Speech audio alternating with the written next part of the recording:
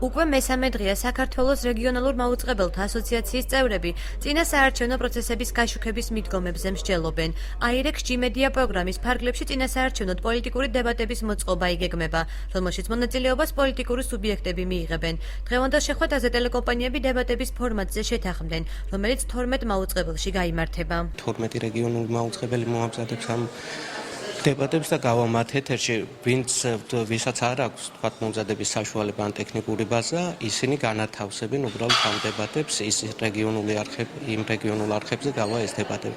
ეს ტრენინგი ამ შემთხვევაში ეხმარება იმას, რომ შეთანხმდეთ ფორმატზე, როდის რომელი ტელევიზია მოამზადებს, რა თემატიკის დებატები იქნება, ვინ იქნება მოწვეული, ის საარჩევნო სუბიექტებზეა საუბარი და ამ პრინციპებზე შეთანხმება მიმდინარეობს. ამ საკითხზე ჩვენ ვიმჯელეთ ერთი წლის წინ რომ დეპარტამენტი აუცილებლად უნდა შეიქმნას.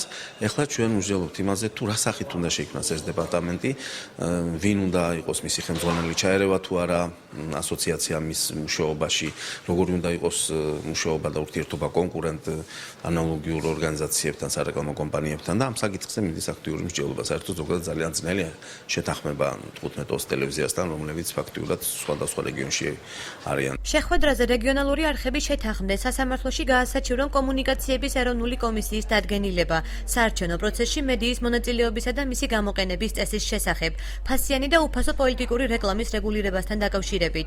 სამაუწყებლო კომპანიების წარმომადგენლების აზრით, უფასო პოლიტიკური რეკლამის განთავსების ვალდებულება მაუწყებელთა დაზარალებას გამოიწვევს. კომუნიკაციების ეროვნულმა კომისიამ სხვაგვარი ვალდებულება შემოიტანა, სხვაგვარი განმარტებით პირდაპირ დააკისრა უფასო პოლიტიკური რეკლამის განთავსება კერძო კომპანიებს, მათ შორის რეგიონულებს. ჩვენ სხვა გზა არ დაგვჩენია ამ ნაწილს დავემორჩილებით, მაგრამ სანამ სასამართლო გადაწყვეტილება იქნება, ის რაც უფასოა პარტიებისთვის ძალიან ძვირი უჯდება ტელეკომპანიებს და ეს აზარალებს ზოგადად გაშუქების საკითხებს, იმიტომ რომ თანხები მიემართება სწორედ უფასო პოლიტიკური რეკლამის მომსახურებაზე, მაუწყებელთა მხრიდან და ჭირს თქვა საინფორმაციო პროდუქციის წარმოება. შეგახსენებთ, რომ საქართველოს რეგიონულ მაუწყებელთა სემინარი ევროპის საბჭოს საქართველოს ოფისისა და შვეიცარიის კონფედერაციის მხარდაჭერით მიმდინარეობს და მასში საქართველოს რეგიონულ მაუწყებელთა ასოციაციის წევრი 20 ტელეკომპანია იღებს მონაწილეობას.